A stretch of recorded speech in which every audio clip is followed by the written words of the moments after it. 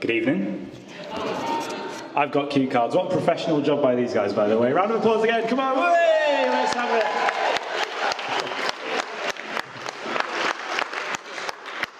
I'm Ben, or as you might know me already, the one without the six-pack from the Las Vegas pool party photos. First off, I'd like to say a big thank you to Max for allowing me to do the honour of my first ever stand-up gig.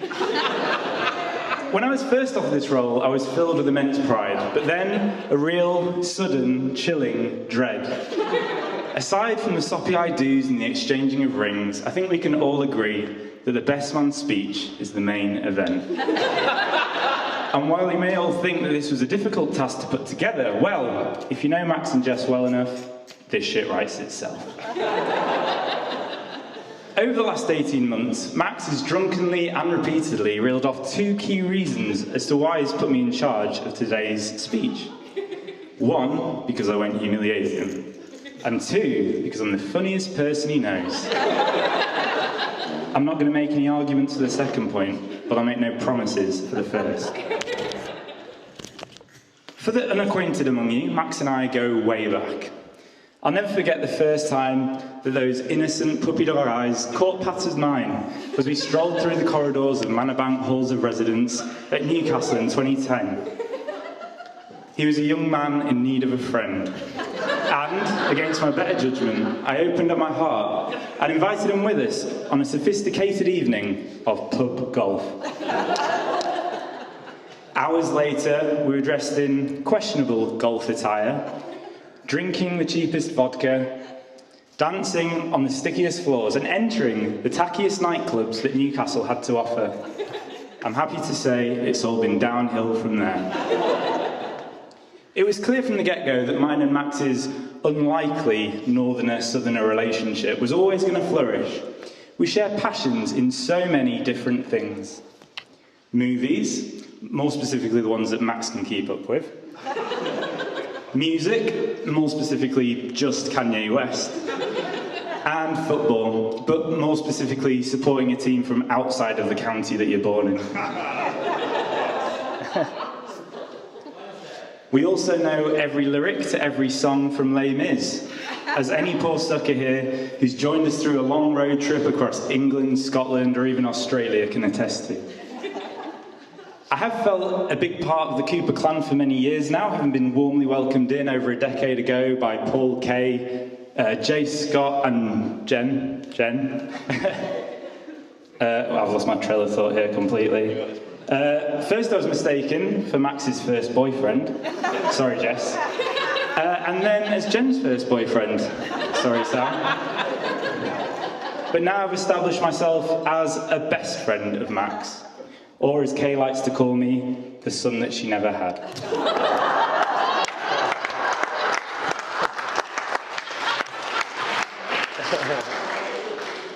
So now you're acquainted, I'd like to introduce you to my favourite part of the show, which I like to call the roasting of Maxwell Cooper.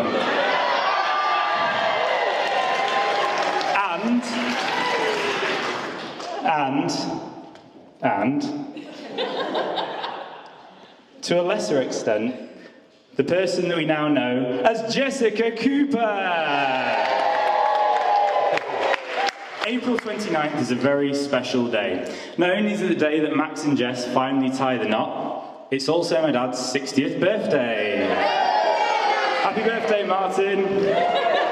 I may lose the mantle as the favourite child in the family by being here today, but how could I have possibly missed the free food, the free champagne, the free hotel room, and of course, the half-price suit. As some of us found out on a trip to Berlin in November, this day also marks the day another world-famous couple tied the knot. Eva Braun, and yes, you guessed it, Adolf Hitler. They were true to their vows and were together until death did them part. All of 40 hours later. And I'm taking bets now as to whether Max and Jess's marriage is going to surpass that. And if you've all seen Max's dance floor antics, I think we'll know why. It's such a privilege to have been asked to be one of the 4 best men. Shout out to all the others in here, I know there's a few of you. Shout out to Scott, who did a wonderful job with the suits. Ryan for tainting our souls in an unspeakable trip to Las Vegas. And Jason, who I think you were going to do like the Spotify playlist at one stage. Few 4-man bands have ever been so formidable. The Beatles, Queen, Led Zeppelin, Westlife. Talking about boy bands, I hear a few of you here have gotten with Harry Styles. Don't worry, I won't be mentioning any names. Kay, your secret is safe with me. Talking of people that have gotten with Harry Styles, I think we can all agree that Jess looks absolutely beautiful today. It's amazing what a bit of makeup and a white dress can do. But honestly, gal, you're another planet. Talking of planets, has anyone seen the size of Max's head?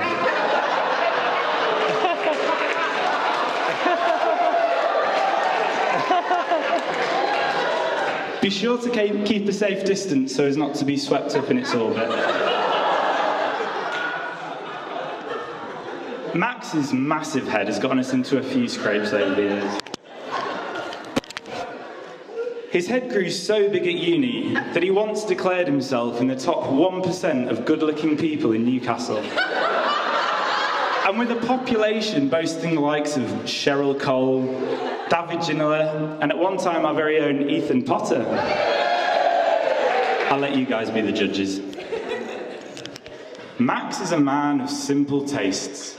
He likes what he knows and he knows what he likes. Repeat orders of Nduja pasta from Al Dente. Pepperoni pizza from Domino's are a testament to that. What's your favourite flavour of ice cream, Max? Vanilla. Similarly, in his love life, while Scott found his beautiful bride Julia somewhere between Costa Rica and Colombia, Jason's wife Poi is a mix of Thai and American, and Jen's gorgeous boyfriend Sam is a true blue Australian. Max, on the other hand, plumped for a northerner he found at the other side of a bar that he worked at in Newcastle, which was only 20 steps away from the place where he lived. I think we can all agree that Max likes his women how he likes his ice cream.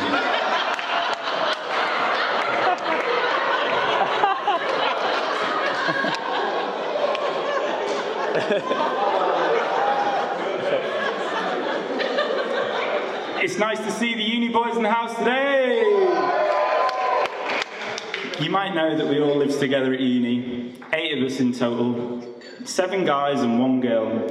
I don't know how she did it. She'd always be prancing around, watching trashy TV, and doing a long hair in the mirror in the lounge.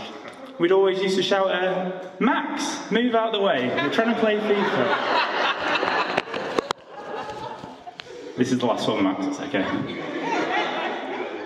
I was there on a rainy day in the Cotswolds when Han asked Max that fateful question. Arsenal or Jess? Now, I'm a stringent follower of the bro code, so I'm not at liberty to reveal what Max's answer was. But what I can say is that it came without a moment's hesitation. It was a Premier League football team, and it wasn't Jess. I don't know why everyone's so surprised. This is a guy that proposed knee-deep in a pet cemetery. It's true. Okay, now for Jess.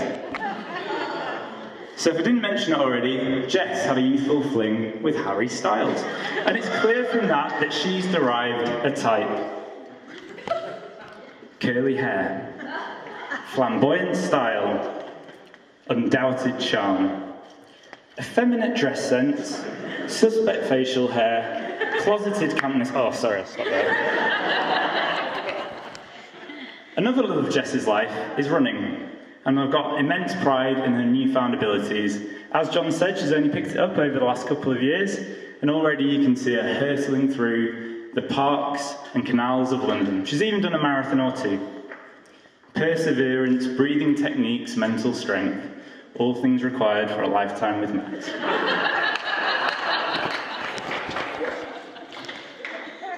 Max and Jess have done some great trips over the years, from summer escapes to Croatia, sunny weekends in Cheshunt, and city breaks in Amsterdam where they can do their favourite hobby of all, coffee tasting.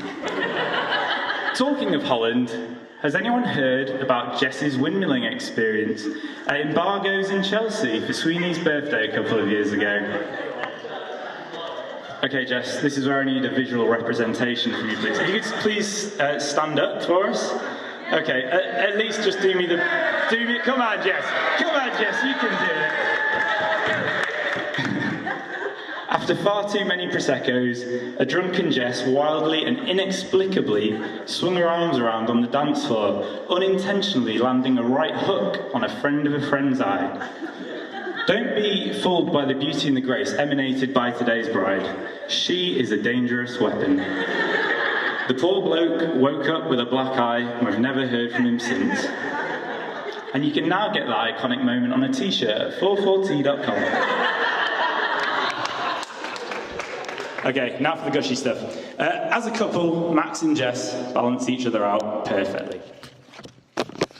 Deep down, and I'm sure we can all agree, Max is the most passionate, forthright, headstrong person that we know, that genuinely only wants the best for his new wife, his family, and his friends.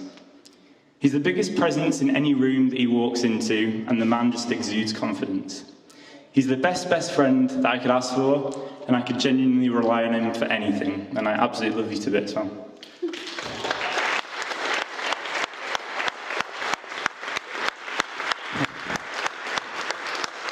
Max is as invincible as an Arsenal team circa 2004, which for those of you that don't follow football, is the one that broke the records for the most draws in a season. Tiago. Jess, on the other hand, brings an air of zen-like tranquility, at least when she's sober. She has an incredible sense of humour. There's no doubt that she's the comedian in this relationship. Sorry, Max. And a smile lights up any room that she walks into. Even still, she's the most modest person on earth. And even if we all told her how amazing we all think she is, I don't think she'd truly believe it. And that is the beauty of Jess.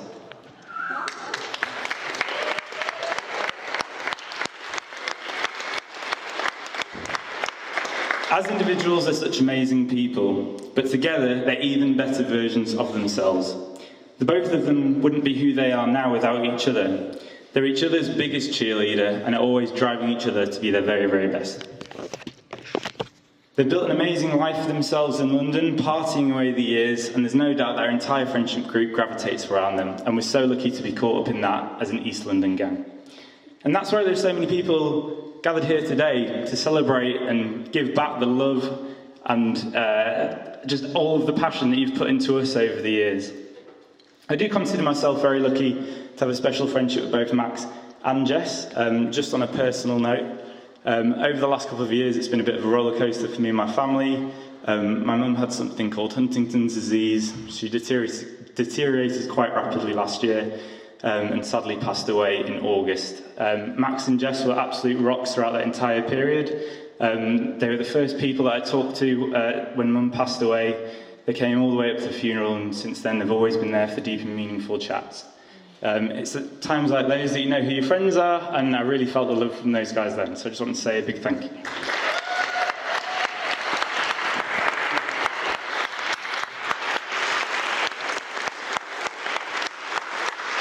It's genuinely the pleasure of my life to have been asked to say a few words today. I've known Max and Jess for a bloody long time, and what I can say with absolute certainty is that their love for each other is unshakable.